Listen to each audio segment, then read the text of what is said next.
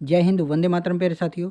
एक बार फिर से आप सभी के लिए लेकर आ चुका हूं मैं उत्तर प्रदेश पुलिस कांस्टेबल भर्ती परीक्षा 2024 से रिलेटेड जीके जीएस के मोस्ट इंपोर्टेंट क्वेश्चनों की एक नई वीडियो।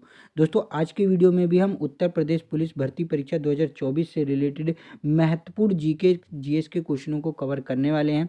साथ में दोस्तों हम करंट अफेयर्स के और यूपी जीके के भी क्वेश्चन को कवर करने वाले हैं, क्योंकि दोस्तों यूपी जीके से रिलेटेड ज़्यादातर क्वेश्चन एग्जाम में देखने को मिल रहा है यूपी पुलिस कांस्टेबल के। तो सभी क्वेश्चन मैं आपको कवर कराऊंगा और साथ में साथ करंट अफेयर्स भी कवर कराता रहूँगा, ताकि सभी चीज़ें आपकी एक साथ तैयार होती चली जाएं और एग्ज़ाम बिना परेशानी के आप दे सकें।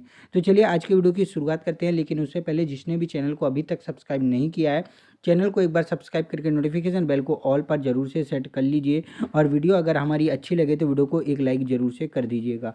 चैनल को इसलिए सब्सक्राइब करके नोटिफिकेशन बेल को ऑल पर सेट कर लीजिएगा, जिससे दोस्तों उत्तर प्रदेश पुलिस से रिलेटेड कोई भी वीडियो मेरे चैनल पर आती है तो सबसे पहले आपको नोटिफिकेशन मिल सके। तो चलिए शुरुआत करते हैं आज की वीडियो की। मोस्ट इंपोर्टेंट क्वेश्चन लेके आऊँ, लेकिन वीडियो के लास्ट में आपको कमेंट करके बताना है कितने क्वेश्चनों को आप राइट कर पाए हैं। ठीक है, तो चलिए शुरुआत करते हैं। पहला क्वेश्चन है दोस्तों, तीसरी बौद्ध परिषद किस शहर में आयोजित की गई थी? तीसरी बौद्ध परिषद यानी जो तीसरी बौद्ध संगीति थी वो किस शहर में आयोजित की गई थी? कौन सा ऑप्शन आपका राइट हो जाएगा? देखिए दोस्तों, क्वेश्चन के साथ आंसर आपको खुद बताते चलना है और वीडियो के लास्ट में तभी आपको पता चल पाएगा कि आपकी प्रिपरेशन किस तरीके से चल रही है और किस हद तक आपको अभी प्रिपरेशन करना है। ठीक है, तो चलिए बताइए तीसरी बौद्ध परिषद किस शहर में आयोजित की गई थी? तो दोस्तों, यदि मैं बात करूँ तीसरी बौद्ध परिषद की, इस क्वेश्चन का राइट आंसर ऑप्शन बी हो जाता है, पाटलिपुत्र में। पाटलिपुत्र में अशोक ने दोस्तों तीसरी बौद्ध संगीति कराई थी। ठीक है, यदि मैं बात करूं कि जो बौद्ध संगीति हैं उनको याद करने की शॉर्टकट ट्रिक क्या है, तो शॉर्टकट ट्रिक याद रख लीजिएगा दोस्तों, ए के। इस तरीके से आपको लिख लेना है ए के और नीचे लिख लेना है RVP के। एग्जाम में आप कंफ्यूज होंगे तो भी इस तरीके से आप याद कर सकते हैं। देखिए, ए से क्या हो जाता है? अजातशत्रु। अजातशत्रु ने पहली बौद्ध संगीति कराई थी। कहाँ पर कराई थी दोस्तों? आर से राजगृह में। दूसरी बौद्ध संगीति दोस्तों किसने कराई थी? काल अशोक ने करवाई थी। कहाँ पर? वैशाली में करवाई थी। तीसरी बौद्ध संगीति दोस्तों अशोक ने करवाई थी। कहाँ पर कराई थी? पाटलिपुत्र में कराई थी। और चौथी बौद्ध संगीति दोस्तों कनिष्क ने करवाई थी। कहाँ पर करवाई थी? कुंडलवन में। तो इस तरीके से चारों बौद्ध संगीति आप आसानी से याद कर सकते हैं और एक क्वेश्चन एग्जाम में आपको जरूर से देखने को मिलेगा। ठीक है, तो जरूर से नोट करके याद कर लीजिएगा। इस क्वेश्चन का राइट आंसर ऑप्शन बी हो जाता है। चलिए नेक्स्ट क्वेश्चन की तरफ बढ़ते हैं। अगला क्वेश्चन है, भारतीय रिजर्व बैंक की स्थापना किस वर्ष में हुई थी? काफ़ी आसान क्वेश्चन है, लेकिन यूपी पुलिस कांस्टेबल में देखा जाने वाला क्वेश्चन है, तो इसलिए आपको जरूर से याद रख लेना है। देखिए, जीके जीएस में आपको कुछ क्वेश्चन इजी देखने को मिलेंगे, काफ़ी हद तक इजी देखने को मिलेंगे, और कुछ क्वेश्चन आपको मॉडरेट देखने को मिलेंगे। जो इजी क्वेश्चन है पहले उसको आपको कवर कर लेना है, और इजी क्वेश्चन में ऐसे क्वेश्चन आपको देखने को मिलते हैं जैसे मैं इस वीडियो में आपको करा रहा हूँ। देखिए, भारतीय रिजर्व बैंक की स्थापना किस वर्ष हुई थी? सभी को याद होगा, सन 1935 ईस्वी में भारतीय रिजर्व बैंक की स्थापना की गई थी। एक आया था भारत शासन अधिनियम 1935, जिसके द्वारा दोस्तों भारतीय रिजर्व बैंक की स्थापना की गई थी। और यदि मैं बात करूं कि भारतीय रिजर्व बैंक का राष्ट्रीयकरण कब हुआ था, तो सन 1949 ईस्वी में इसका राष्ट्रीयकरण किया गया था। ये भी आपको जरूर से याद रख लेना है। ठीक है, चलिए नेक्स्ट क्वेश्चन की तरफ बढ़ते हैं।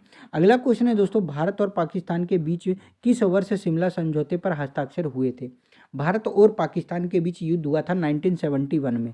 आपको याद होगा 1971 में युद्ध हुआ था, और जिसमें दोस्तों पाकिस्तान की हार हुई थी, और उसी के साथ दोस्तों शिमला समझौता हुआ था, जिसमें दोस्तों ये क्या बोलते हैं, भारत और पाकिस्तान में साइन हुए थे, जिसमें भारत की तरफ से इंदिरा गांधी थी और पाकिस्तान की तरफ से बेनज़ीर भुट्टो थी।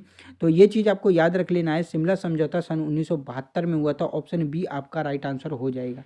कौन सा ऑप्शन राइट हो जाता है? ऑप्शन बी राइट हो जाता है। वेरी इंपॉर्टेंट क्वेश्चन है, एग्जाम के पॉइंट ऑफ व्यू से नोट जरूर से कर लीजिएगा।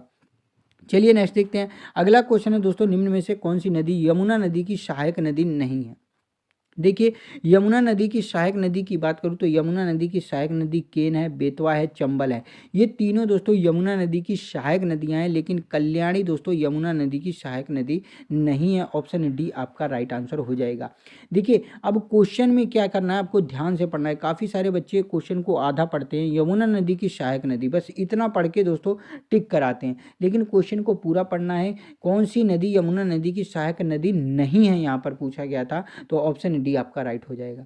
ठीक है, चलिए नेक्स्ट क्वेश्चन की तरफ बढ़ते हैं। अगला क्वेश्चन है, अशोक द्वारा निर्मित भारत का राज्य चिन्ह सिंह स्तंभ उत्तर प्रदेश में कहाँ पर स्थित है। ये क्वेश्चन भी वेरी इंपॉर्टेंट क्वेश्चन है, एग्जाम में पूछा जाने वाला क्वेश्चन है। और यदि मैं बात करूँ कि सिंह स्तंभ उत्तर प्रदेश में कहाँ पर स्थित है, तो ऑप्शन डी आपका राइट हो जाएगा, सारनाथ में। कहाँ पर स्थित है, सारनाथ में स्थित है। चलिए नेक्स्ट देखते हैं। अगला क्वेश्चन है दोस्तों, गुप्त काल में उत्तर प्रदेश के कौन से नगर कला, शिक्षा व व्यवसाय के प्रमुख केंद्र थे।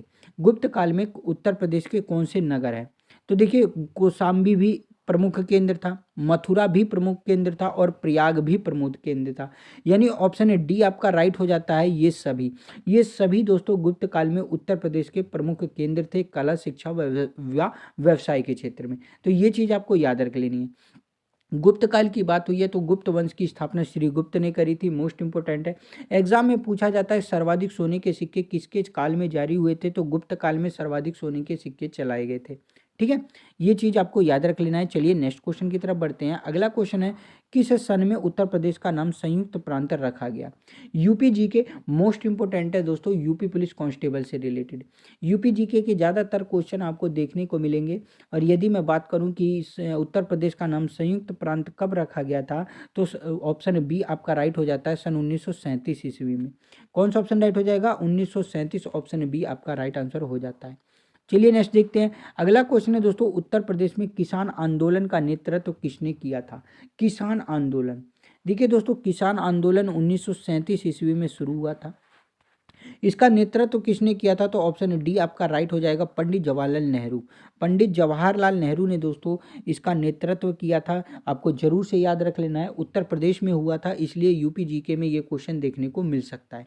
अब पंडित जवाहरलाल नेहरू की बात करूँ तो पंडित जवाहरलाल नेहरू से रिलेटेड एक चीज़ एग्जाम में देखने को मिलती है, आपसे पूछ लेगा कि संविधान की प्रस्तावना, क्या दोस्तों, संविधान की प्रस्तावना किसने प्रस्तुत की थी, तो याद रख लीजिएगा संविधान की जो प्रस्तावना है उसे दोस्तों पंडित जवाहरलाल नेहरू ने ही पेश किया था। ठीक है, इन्होंने ही पेश किया था संविधान की प्रस्तावना को, जिसे उद्देशिका या प्रियम्बल के नाम से भी जाना जाता है। ठीक है, चलिए नेक्स्ट क्वेश्चन की तरफ बढ़ते हैं। अगला क्वेश्चन है, अगुलहास धारा किस महासागर में बनती है। अगुलहास धारा, अगुलहास धारा दोस्तों आपको किस महासागर में देखने को मिलेगी, तो ऑप्शन दोस्तों इस क्वेश्चन का राइट आंसर हो जाता है, ऑप्शन बी दोस्तों, हिंद महासागर। हिंद महासागर में दोस्तों आपको अगुलहास धारा देखने को मिलती है। चलिए नेक्स्ट देखते हैं। अगला क्वेश्चन है दोस्तों, 1857 के विद्रोह के समय गवर्नर जनरल कौन था। वेरी इंपॉर्टेंट क्वेश्चन है। और यदि मैं बात करूं कि 1857 का विद्रोह कहां से शुरू हुआ था, तो आप सभी को याद होगा मेरठ। मेरठ कहां पर पड़ता है, यूपी में पड़ता है। और यहीं से 1857 के विद्रोह की शुरुआत की गई थी मंगल पांडे के द्वारा, आप सभी जानते हैं। लेकिन दोस्तों एक चीज़ आपको याद रख लेना है कि 1857 का जो विद्रोह हुआ था, इसका नेतृत्व किसने कहाँ से किया था, ये चीज़ आपको जरूर से याद रखना है। आपसे पूछ लेगा कि कानपुर से नेतृत्व किसने किया था, झांसी से नेतृत्व किसने किया था, मेरठ से 1857 की क्रांति का नेतृत्व किसने किया था। तो ये चीज़ आपको जरूर से याद रख लेनी है, ये वेरी इंपॉर्टेंट है। एग्जाम के पॉइंट ऑफ व्यू से ज़्यादातर ऐसे क्वेश्चन एग्जाम में देखने को मिलते हैं। और यदि मैं बात करूं कि 1857 के विद्रोह के समय गवर्नर जनरल कौन था, तो ऑप्शन दोस्तों सी राइट हो जाएगा, लॉर्ड कैनिंग। लॉर्ड कैनिंग उस समय गवर्नर जनरल था। और दोस्तों इसे भारत के प्रथम वायसराय के रूप में भी जाना जाता है। ठीक है, क्या जाना जाता है, भारत के प्रथम वायसराय के रूप में लॉर्ड कैनिंग को जाना जाता है, आपको जरूर से याद रखना है। चलिए नेक्स्ट क्वेश्चन की तरफ बढ़ते हैं। अगला क्वेश्चन है, हाल ही में किस राज्य सरकार के द्वारा प्रजा पालन कार्यक्रम की शुरुआत की गई है। करंट अफेयर्स का क्वेश्चन है दोस्तों। करंट अफेयर्स के भी क्वेश्चन आपको यूपी पुलिस कांस्टेबल में देखने को मिलेंगे, 100% देखने को मिलेंगे। कम से कम 5 से 6 क्वेश्चन आपको देखने को मिलेंगे। और यदि मैं बात करूं इस क्वेश्चन की, प्रजा पालन कार्यक्रम की शुरुआत किस राज्य सरकार के द्वारा की गई थी, तो ऑप्शन डी राइट हो जाएगा, तेलंगाना। तेलंगाना सरकार के द्वारा दोस्तों प्रजा पालन कार्यक्रम की शुरुआत की गई थी। वीडियो अगर मेरी अच्छी लग रही हो तो वीडियो को एक लाइक जरूर से कर दीजिएगा, अपने सभी फ्रेंड्स में शेयर कर दीजिएगा। चैनल पर अभी तक आपने सब्सक्राइब नहीं किया है तो चैनल को जरूर से सब्सक्राइब करके नोटिफिकेशन बेल को ऑल पर जरूर से सेट कर दीजिए, जिससे मैं वीडियो लेकर आऊँ तो सबसे पहले आपको नोटिफिकेशन मिल सके। ठीक है, तो चलिए नेक्स्ट क्वेश्चन की तरफ बढ़ते हैं। अगला क्वेश्चन है दोस्तों आपका, हाल ही में वर्ल्ड सिटीज कल्चर फोरम में शामिल होने वाला पहला शहर कौन सा बन गया है। वर्ल्ड सिटीज कल्चर फोरम में शामिल होने वाला पहला शहर, आपका ऑप्शन राइट हो जाता है दोस्तों, बेंगलुरु। बेंगलुरु दोस्तों वर्ल्ड सिटीज कल्चर फोरम में शामिल होने वाला पहला शहर बन गया है। मोस्ट इंपोर्टेंट है, जरूर से आपको याद रखना है। चलिए नेक्स्ट देखते हैं। अगला क्वेश्चन है, हाल ही में किसने पोषण भी पढ़ाई भी अभियान की शुरुआत की है? ये भी वेरी इंपॉर्टेंट क्वेश्चन है दोस्तों। पोषण भी पढ़ाई भी किसने शुरुआत किया है? तो ऑप्शन आपको याद रख लेना है दोस्तों, स्मृति ईरानी। स्मृति ईरानी जी ने पोषण भी पढ़ाई भी अभियान की शुरुआत अभी हाल ही में की है। चलिए अगला क्वेश्चन देखते हैं। अगला क्वेश्चन है दोस्तों आपका, भारत भारतीयों के लिए नारा किस संस्था ने दिया था? किस संस्था ने ये बात कही थी कि भारत भारतीयों के लिए है? कौन सा ऑप्शन राइट हो जाएगा? वेरी इंपॉर्टेंट क्वेश्चन है, आपको याद रख लेना है। भारत भारतीयों के लिए नारा किस संस्था ने दिया था? ऑप्शन बी राइट हो जाएगा, आर्य समाज ने। आर्य समाज की स्थापना किसने की थी? स्वामी दयानंद सरस्वती ने। किसने की थी? स्वामी दयानंद सरस्वती ने दोस्तों आर्य समाज की स्थापना की थी। कब की थी? 1875 में की थी। ये भी आपको याद रख लेना है। वेरी इंपॉर्टेंट क्वेश्चन है एग्जाम के पॉइंट ऑफ व्यू से। चलिए नेक्स्ट क्वेश्चन देखते हैं। अगला क्वेश्चन है, विंध्याचल और सतपुड़ा पहाड़ियों के बीच से होकर बहने वाली नदी कौन सी है? विंध्याचल और सतपुड़ा पहाड़ियों के बीच से कौन सा ऑप्शन राइट हो जाएगा? तो याद रख लीजिएगा, नर्मदा नदी। ऑप्शन ए आपका राइट आंसर हो जाता है। चलिए नेक्स्ट देखते हैं। अगला क्वेश्चन है, भारत की प्रथम बहुउद्देशीय परियोजना किस नदी पर बनाई गई थी? भारत की प्रथम बहुउद्देशीय परियोजना, तो भारत की प्रथम बहुउद्देशीय परियोजना आपको याद रख लेना है, दामोदर नदी। ऑप्शन सी राइट हो जाएगा। चलिए नेक्स्ट देखते हैं। अगला क्वेश्चन है दोस्तों आपका, आगरा शहर को निम्न में से किसने बसाया था? आगरा शहर वेरी इंपॉर्टेंट क्वेश्चन है। सन 1504 ईस्वी में। कब दोस्तों? सन 1504 ईस्वी में सिकंदर लोदी के द्वारा दोस्तों आगरा शहर की स्थापना की गई थी। ऑप्शन ए आपका राइट आंसर हो जाएगा। सिकंदर लोदी कौन है? लोदी वंश का ये शासक था, और लोदी वंश को ही दिल्ली सल्तनत काल का अंतिम शासक कहा जाता है, अंतिम वंश कहा जाता है। ठीक है, चलिए नेक्स्ट क्वेश्चन देखते हैं। अगला क्वेश्चन है दोस्तों, सम्राट अशोक के शिलालेखों की लिपि क्या थी? वेरी इंपॉर्टेंट क्वेश्चन है। सम्राट अशोक के शिलालेखों की जो लिपि थी वो ब्राह्मी लिपि थी। वेरी इंपॉर्टेंट क्वेश्चन है, ब्राह्मी लिपि थी। और यदि मैं बात करूं सम्राट अशोक की, तो दोस्तों यह बिंदुसार का बेटा था। किसका बेटा था? बिंदुसार का बेटा था, और मौर्य वंश का शासक था। किस वंश का? मौर्य वंश का शासक था। इसने 261 ईसा पूर्व में कलिंग का युद्ध लड़ा था, और उस युद्ध के बाद अशोक ने बौद्ध धर्म अपना लिया था। ठीक है, वेरी इंपॉर्टेंट है, जरूर से आपको याद रख लेना है कि कलिंग का युद्ध कब लड़ा गया था, और सम्राट अशोक किसका पुत्र था, किस वंश का शासक था। एग्जाम में पूछा जा चुका है एक क्वेश्चन दोस्तों, मौर्य वंश का अंतिम शासक कौन था? तो याद रख लीजिएगा, मौर्य वंश का अंतिम शासक बृहद्रथ था। कौन था? बृहद्रथ को मौर्य वंश के अंतिम शासक के रूप में जाना जाता है। चलिए नेक्स्ट क्वेश्चन की तरफ बढ़ते हैं। नोट जरूर से करते रहिएगा जो भी चीज़ें मैं कवर करा रहा हूँ। नेक्स्ट क्वेश्चन है दोस्तों आपका, प्रथम गोलमेज सम्मेलन कहाँ पर हुआ था? प्रथम गोलमेज सम्मेलन कहाँ पर हुआ था? देखिए, गोलमेज सम्मेलन दोस्तों 3 हुए थे। एक सन 1930 ईस्वी में हुआ था, एक 1931 ईस्वी में हुआ था, और तीसरा दोस्तों 1932 ईस्वी में हुआ था। ठीक है, दूसरे में गांधी जी ने भाग लिया था, और दूसरे में ही विंस्टन चर्चिल ने क्या कहा था गांधी जी को? अधनंगा फकीर, यानी नंगा फकीर की उपाधि गांधी जी को किसने की थी? विंस्टन चर्चिल ने दी थी। ठीक है, अब मैं बात करूं कि प्रथम गोलमेज सम्मेलन कहाँ पर हुआ था, तो ऑप्शन बी आपका राइट हो जाएगा, लंदन में। कहाँ पर दोस्तों? लंदन में प्रथम गोलमेज सम्मेलन हुआ था। सन मैंने आपको लिखा दी है, कब कब हुआ था, कौन कौन सा हुआ था। और यदि एग्जाम में आपसे पूछे कि तीनों गोलमेज सम्मेलन में किसने भाग लिया था, तो डॉक्टर बी आर अम्बेडकर ने। किसने दोस्तों? डॉक्टर बी आर अम्बेडकर ने तीनों गोलमेज सम्मेलन में भाग लिया था। चलिए नेक्स्ट देखते हैं। अगला क्वेश्चन है, निम्न में से किस राज्य की सीमा चीन से जुड़ी है? ऐसे क्वेश्चन आपको जरूर से कवर करके जाना है, और ऐसे क्वेश्चन कवर कैसे होंगे? भारत का जो मैप है ना, उससे आप कवर करेंगे, क्योंकि एग्जाम में तटीय राज्य पूछा जाता है, स्थलीय राज्य पूछा जाता है। आपसे कोई देश दे देगा और पूछ लेगा कि इस राज्य से कौन कौन से इस देश से कौन कौन से राज्य मिलते हैं। जैसे यहाँ पर क्वेश्चन में पूछा गया है चीन से जुड़े कौन कौन से राज्य हैं, तो याद रख लीजिएगा, निम्न में से Arunachal Pradesh, option D right हो जाता है।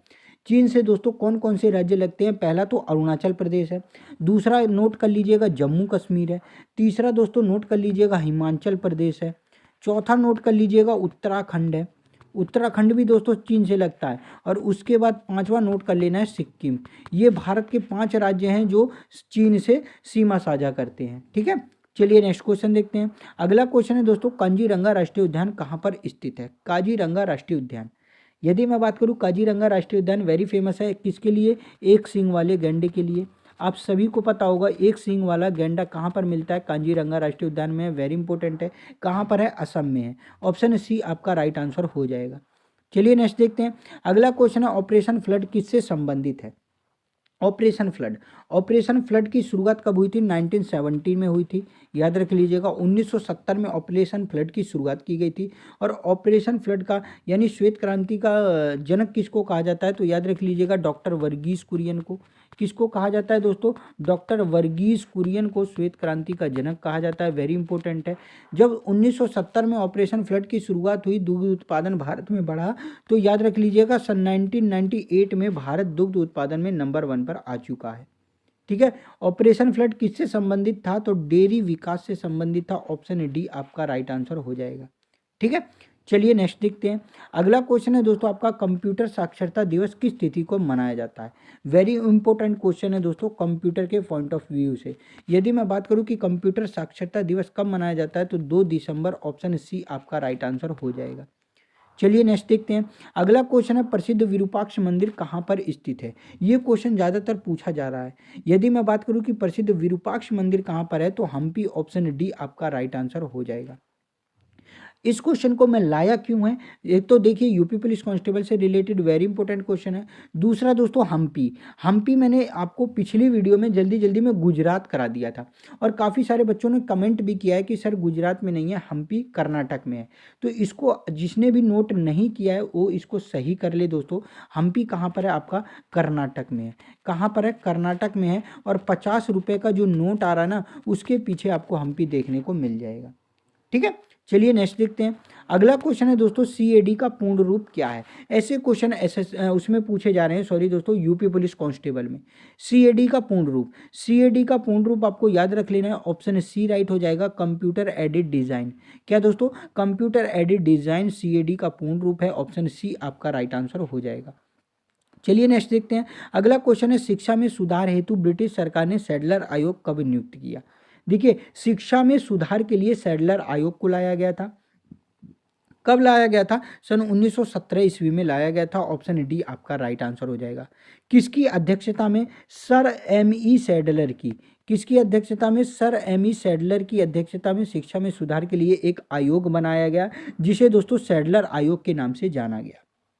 ठीक है। और इसी आयोग की सिफारिश पर स्कूली जो माध्यमिक शिक्षा थे उसको 12 वर्ष तक किया गया, और स्नातक तक की जो शिक्षा है उसको 3 वर्ष रखा गया। ये इसी आयोग की सिफारिश पर करा गया था। ये भी आपको याद रख लेना है। ठीक है। वेरी इंपॉर्टेंट क्वेश्चन है। तो दोस्तों आज के लिए इतना ही। आशा करता हूँ वीडियो आपको अच्छी लगी होगी। यदि वीडियो अच्छी लगी होगी तो एक लाइक जरूर से कर दीजिएगा दोस्तों, और आपको कमेंट करके जरूर से बताना है कि 26 क्वेश्चंस में से आप कितने क्वेश्चनों को राइट कर पाए हैं, और यूपी पुलिस कांस्टेबल की तैयारी आपकी कैसी चल रही है। ठीक है। चैनल को अभी तक सब्सक्राइब नहीं किए हैं, एक बार जल्दी से सब्सक्राइब कर लीजिए, और हमारे टेलीग्राम चैनल को भी ज्वाइन कर लीजिए। टेलीग्राम चैनल की लिंक मैंने वीडियो के डिस्क्रिप्शन में दे दी है, और कोई भी इंपॉर्टेंट जैसे बातें आती है, इन्फॉर्मेशन मिलती है, तो मैं टेलीग्राम चैनल पर प्रोवाइड करा देता हूँ। तो जल्दी से जल्दी टेलीग्राम चैनल को भी ज्वाइन कर लीजिए। चलिए मिलते हैं नेक्स्ट वीडियो में, तब तक के लिए जय हिंद, वंदे मातरम साथियों।